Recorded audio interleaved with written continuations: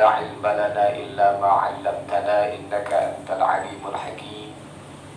رب اشرح لي صدري ويسر لي أمري واحلل عقدة من لساني يفقهوا قولي. أما بعد.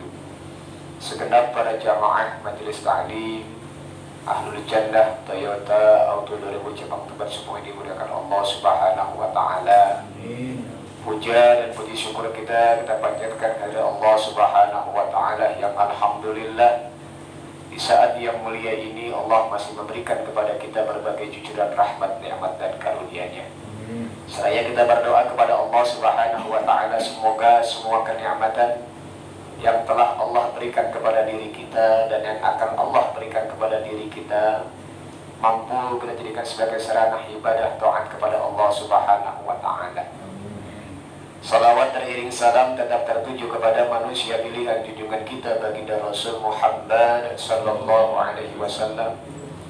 Seraya kita berharap pada Allah Subhanahu wa ta'ala mudah-mudahan barakah salawatnya kita baca di alam dunia dengan izin Allah Subhanahu wa ta'ala menjadikan sebab syafaat kelak di yaumil qiyamah. Amin Allahumma amin. Jamaah yang dimuliakan Allah Subhanahu wa ta'ala, seperti biasa kita sama-sama kita buka majelis yang mulia ini dengan kitab suratul Fatihah. Seraya kita berdoa berharap kepada Allah Subhanahu wa ta'ala mudah-mudahan barakah suratul Fatihah senantiasa Allah Subhanahu wa ta'ala panjangkan umur kita, sehatkan badan kita, baik sehat jasmani apalagi sehat rohani. Allah karuniakan kepada kita rumah tangga sakinah mawaddah warahmah. Allah jadikan diri kita seorang anak bagi kedua orang tua kita, seorang ayah bagi anak-anak kita, seorang suami bagi istri kita. Jadi seorang anak, seorang ayah, seorang suami yang soleh, yang makin hari makin menunjukkan kedekatan diri kepada Allah Subhanahu wa ta'ala. Jika anak-anak kita di rumah, semoga Allah Subhanahu wa ta'ala jadikan anak yang soleh dan solehah, yang makin hari makin menunjukkan ketaatan kepada Allah Subhanahu wa ta'ala. Juga untuk istri kita senantiasa diberikan oleh Allah kesabaran dalam mendidik anak-anak di rumah, dan Allah jadikan istri yang solehah. Kita mohon pada Allah Subhanahu wa ta'ala barakah suratul Fatihah. Mudah-mudahan Allah Subhanahu wa ta'ala senantiasa limpah curahkan kepada kita rezeki yang halal, yang banyak, yang barokah. Allah sampaikan kita ziarah ke Makkah Al-Mukarramah, Madinatul Munawwarah, dalam rangka ibadah haji umrah kepada Allah Subhanahu wa ta'ala. Jadi kita mohon kepada Allah Subhanahu wa ta'ala mudah-mudahan wabah corona ini segera Allah angkat sehingga Allah normalkan kembali dengan normal, bahkan lebih normal dari sebelumnya. Ala hadhihi niyyah wa ala kulli niyyatin salihah wa ila hadratin Nabi Muhammadin sallallahu alaihi wa alihi wasallam. Al-Fatihah. A'udzubillahi minasyaitonir rajim. Bismillahirrahmanirrahim.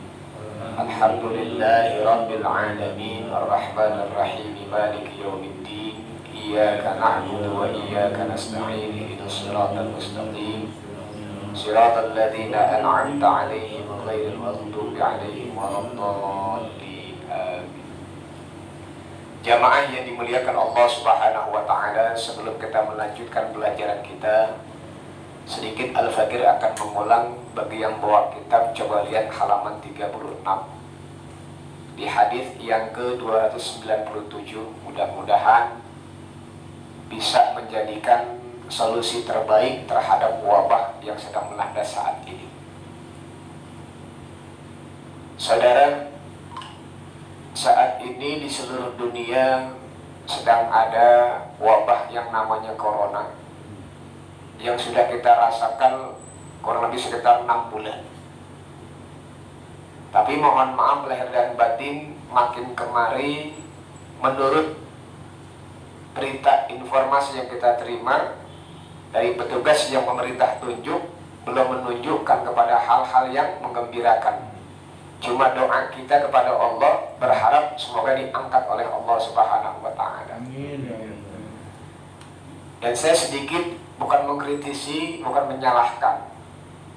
Sayangnya ketika pemerintah memberikan informasi terhadap laporan corona, tidak ada ajakan, tidak ada himbauan yang larinya kepada Allah Subhanahu wa ta'ala. Saya akan coba berbicara akademi di sini. Gini saudara, sebelum terkait corona kita counter, namanya kita perbandingan, komparasi dulu. Mohon maaf, bantu jawab. Di hadapan Allah kita makhluk bukan? Makhluk, ya. Di hadapan Allah corona makhluk bukan? Umpang tanya, secara derajat kemakhlukannya kita dengan corona sama nggak? Sama, sama-sama makhluk, sama-sama makhluk. Namun himbauan pemerintah tanpa kita niat menyalahkan, corona makhluk Allah, kita diminta dan kita turuti. Pertama, pakai masker dalam rangka pencegahan, minimalisir. Yang kedua, social distancing, jaga jarak. Insya Allah kita ikuti, ya. Tapi pertanyaan begini, ini corona makhluk ciptaan Allah, masker ciptaan manusia, jaga jarak upaya manusia. Numpang tanya, ciptaan manusia, ciptaan Allah, kira-kira kuat mana? Ciptaan Allah. Ini saya pakai perbandingan, komparasi. Coba lu dari usulnya. Kalau kita mengatakan corona makhluk Allah, masker ciptaan manusia, secara kualitas lebih hebat corona. Walau sekali lagi kita tidak menjustifikasi, tidak menyalahkan, tapi mencoba. Satu, secara perbandingan udah kalah kita. Makhluk Allah dihadangi oleh masker. Kalau memang masker sebagai upaya yang paling maksimal, saya yakin dokter yang menangani corona nggak ada yang mati. Kenapa? Pakaiannya berlapis. Artinya apa? Kematian memang akan datang kepada siapa saja.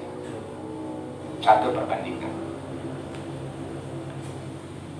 Ada yang mengatakan bahwa corona dikaitkan dengan taun, ya kan? Pernah dengar? Baik, saya akan baca hadisnya. Ini akhrajahul Bukhari, dikeluarkan dari Imam Bukhari nomor hadis 3474. An-Nasai dalam Sunan Kubra-nya nomor hadis 57527 dan Imam Ahmad nomor hadis 26139. Ada yang mengatakan katanya disamakan antara corona dengan taun. Hadis dari Aisyah radhiyallahu anha, an Aisyah annaha sa'alat Rasulullah sallallahu alaihi wasallam. Suatu ketika Sayyidah Aisyah bertanya ke Rasulullah tentang taun. Fa akhbaraha an-nabiy sallallahu alaihi wasallam, diberitahu oleh Rasulullah apa taun itu. Kata Rasulullah, annahu kana adzaban yab'atsullahu ala man yasha. Kata Rasulullah, taun itu azab yang Allah turunkan, yang Allah utus kepada orang yang dikehendaki. Lihat, sekali lagi, banyak orang yang menyamakan antara taun dengan wabah corona. Kata Rasulullah ketika ditanya oleh Aisyah bahwa taun adalah azab yang Allah turunkan, yang Allah utus bagi orang yang dikehendaki. Tapi lihat, faja'alallahu rahmatan lil mu'minin. Tapi bagi orang-orang yang mengaku dirinya beriman, taun itu makhluk Allah, merupakan rahmat bagi orang-orang yang beriman. Kenapa dikatakan rahmat? Karena ketika ada taun, bagi orang yang beriman dilarikan kepada Allah. Oh, ini makhluk Allah. Artinya apa? Kalau sadar dia makhluk Allah, kembalikan kepada Allah. Solusinya, tanya Allah lewat Al-Quran. Gak ketemu Al-Quran, tanya Rasulullah lewat hadis. Gak paham, tanya mau ulama. Jadi komparasinya, kalau kita merasa yang namanya corona makhluk Allah, masker jangan segala-galanya. Mohon maaf lahir batin. Ini kita pakai masker. Hukum masker apa? Hukum awal. Mubah. Boleh pakai, boleh enggak. Jadi dia wajib kapan? Ketika uzur. Kapan wajibnya? Kapan menunaikan ibadah? Sesuatu yang mubah menjadikan ibadah biasanya diawali dengan Bismillahirrahmanirrahim. Jadikan dia sebab. Jangan hakikat. Kalau orang menjadikan masker segala-galanya, dia nggak ingin Allah, bisa jatuh kafir. Kemarin saya sampaikan Pak, di sebuah institusi kesehatan Jumat selesai saya kaji, orang nanya, dia bilang kita nggak menafikan dokter, kita nggak menafikan pemuda, kita ikutin, saya juga pakai masker kok. Tapi sayang pemerintah nggak pernah menyampaikan, yuk kembali kepada Allah. Kalau secara komparasi perbandingan, corona makhluk Allah, masker buatan manusia, nggak banding. Artinya apa? Kembalikan kepada Allah. Nanti Rasulullah katakan, kata Rasulullah, ini tahun itu azab bagi orang yang dikehendaki oleh Allah. Taruh kata numpang tanya Pak, numpang tanya saya. Ini kira-kira corona buat kita apa nih? Buat kita ini ujian. Kalau kata ujian mulu, tidak teguran, tidak pernah sadar. Mohon maaf, kemarin saya ngisi Pak, ada seorang veteran bintang 2. Apa ini? Saya kajian. Ustaz, buat saya ini azab, berikjin Pak. Baik, kita akan bahas. Kalau emang ini azab, ada solusinya. Ini kita bahas hari ini. Tapi sayang solusi dari Nabi Muhammad nggak dibaca oleh kita. Bahkan pemerintah nggak nganjurin. Bukan kata saya Pak, saya katakan ibarat, bukan kata saya, kata Rasulullah. Lihat, Innallaha ta'ala yaqul, yang bawa kitab lihat halaman 36 hadis 297. Innallaha ta'ala yaqul inni la ahimmu bi ahlil ardi azaban. Ini hadis qudsi Pak. Kata Rasulullah, sesungguhnya Allah Subhanahu wa ta'ala telah berfirman, inni la ahimmu bi ahlil ardi azaban. Sesungguhnya aku, kata Allah, benar-benar akan mengazab penduduk bumi. Nabi Muhammad menyampaikan kurang lebih 15 abad yang lalu Pak. Kalau kita mengatakan ini azab, ada solusinya Al-Quran dan hadis. Kata Allah, sesungguhnya aku benar-benar akan mengazab penduduk bumi. Tapi ada 3 kelompok yang membuat azab Allah nggak jadi. Kata Allah, Sarabtu azabi anhum, aku palingkan azabku atas mereka. Nih, kalau memang ini azab, ada 3 solusi dari Rasulullah berdasarkan hadits qudsi. Nih Pak, usikum warahmatullahi, kita belajar, kita amalin, insya Allah meredahkan. Yang pertama, yang menyebabkan Allah Subhanahu wa ta'ala memalingkan azab atas suatu kaum. Lihat, fa'idha nazartu ila ummari buyuti, ketika aku melihat, aku menyaksikan orang-orang yang memakmurkan rumahku, orang-orang yang memakmurkan masjid-masjid, musolah-musolah, diadakannya sholat berjamaah, mengkaji ilmu Allah Subhanahu wa ta'ala, berzikir kepada Allah, mohon ampun kepada Allah. Ketika Allah lihat itu, kata Allah, sarabtu azabi minhu anhum, aku tarik, aku singkirkan azab mereka. Numpang tanya, ketika corona kemarin terjadi, masjid tutup atau buka? Masih ulang lagi. Kata Rasulullah dalam diskusinya, kalau emang ini azab, cara pertama adalah makmurin masjid. Bukan kata saya Pak. Siapa? Dia kan sepakat, katanya ini corona buat kita teguran, ujian apa azab? Sepakatnya? Azab. Kalau azab ada. Jadi yang membuat Allah Subhanahu wa ta'ala palingkan murka Allah, sarabtu azabi anhum, aku singkirkan azab atas mereka. Yang pertama, ketika Allah balik orang-orang memurka Rasul. Sebab apa? Sebab ketika ada orang menyebut asma Allah, ada orang yang berzikir kepada Allah, Allah tarik musibah dari orang itu. Tapi lagi-lagi gimana Pak? Mohon maaf, alhamdulillah negara kita Begitu ba'da Syawal, habis corona, belum masjid belum dibuka, mall dibuka. Hah? Ada? Ada. Jadi saya begitu Pak. Ba'da Syawal berlebaran, bukan kunjungin masjid buka-buka, tapi apa? Bang tanya Pak Komandan, Komandan bayar mapis Pak Iskandar. Tahu-tahu Pak Iskandar ngelunjak, kira-kira gimana Pak? Ini bicara manusiawi aja deh. Terima nggak Pak? Bukan. Kata Rasulullah, kalau pengen azab disingkirkan dari Allah Subhanahu atas diri kita, ramein masjid-masjid, adain zikir, adain pelajaran ilmu. Oke lah, kita ikutin social distancing, kita ikutin. Jangan malah ditutup.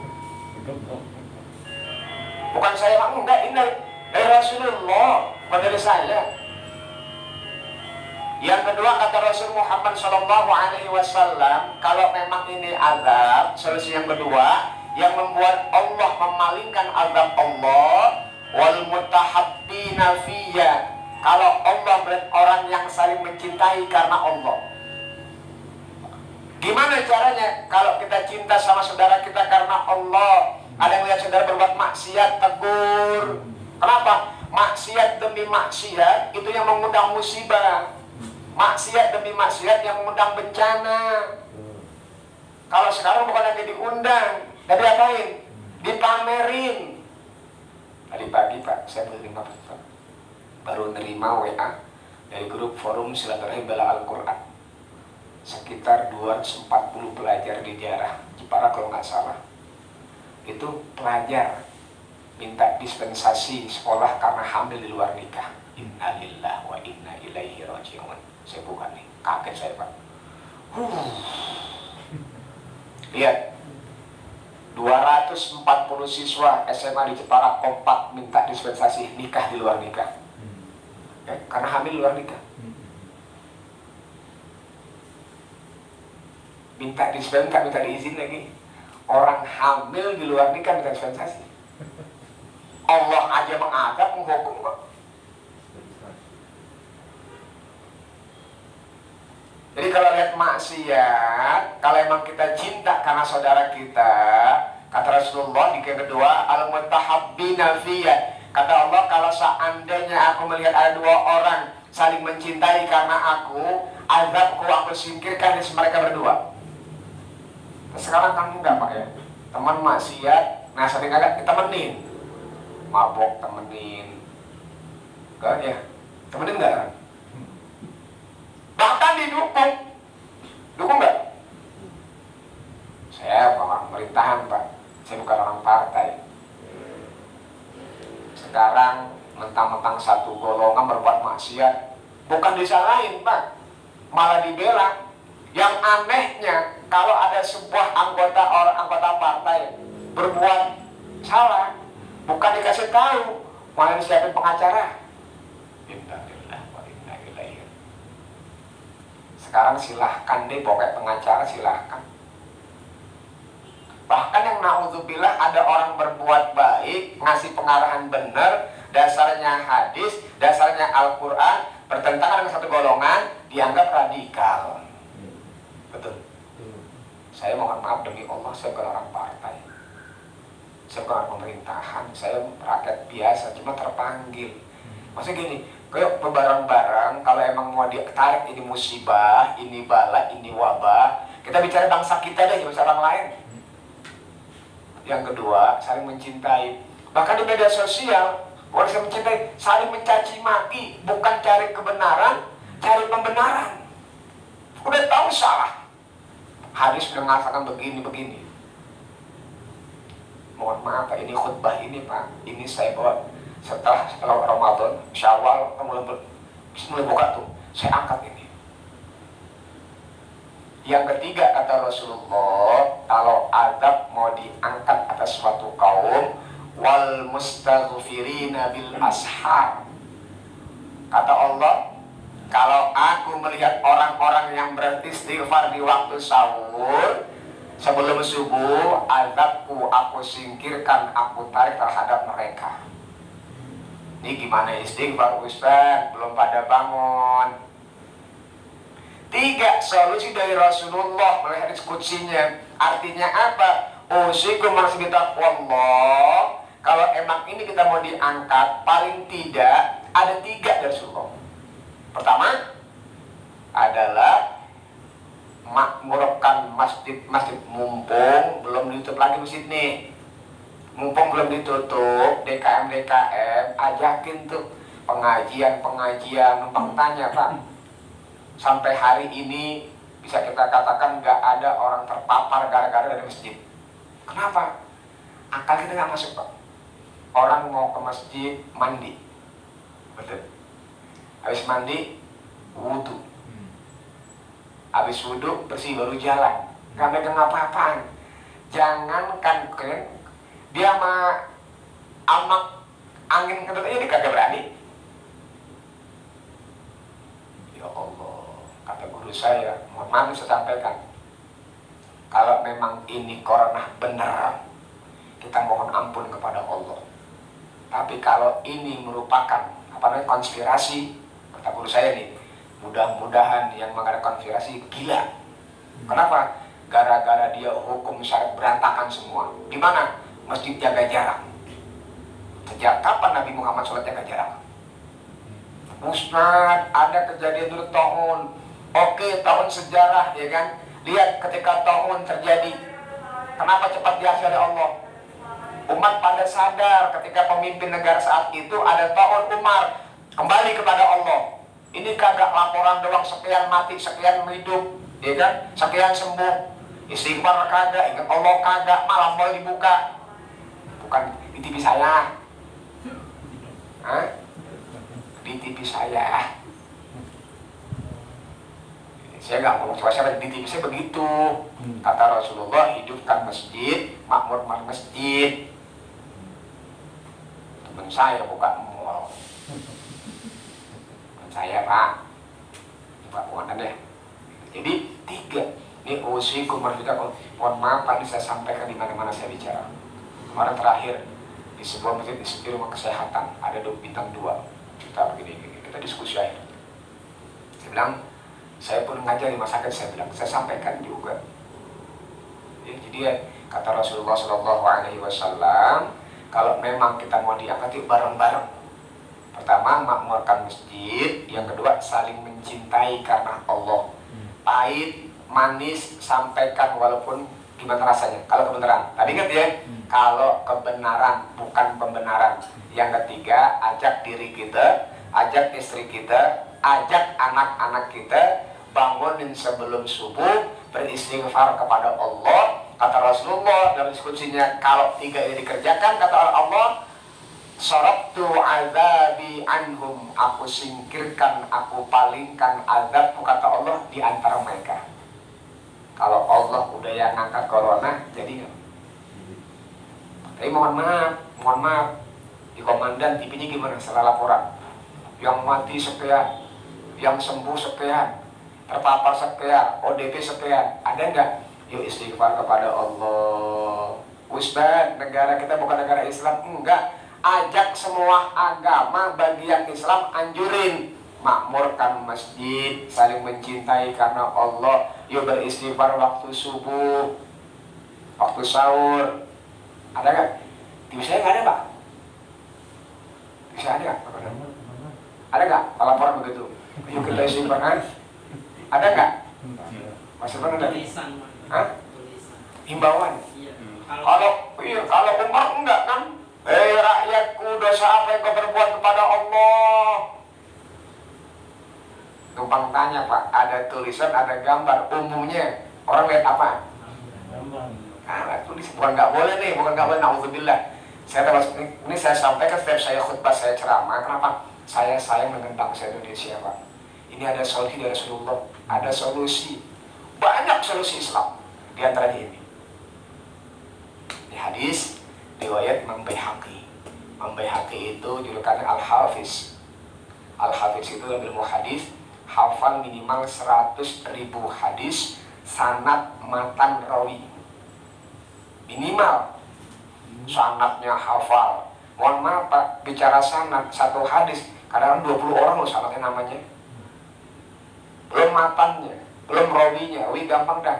Belum rijalul hadis. Ya Allah, beliau hafal julukan Al-Hafiz. Orang yang hafal hadis ini berapa? 100.000 hadis. Dia ngomong begitu. Beliau mengatakan, Nabi Muhammad Sallallahu, mudah-mudahan 3 hal ini kita undang diri kita, ajak istri kita, ajak anak-anak kita, sampaikan ke tetangga-tetangga kita. Kalau bekas ini kita ini ada nih.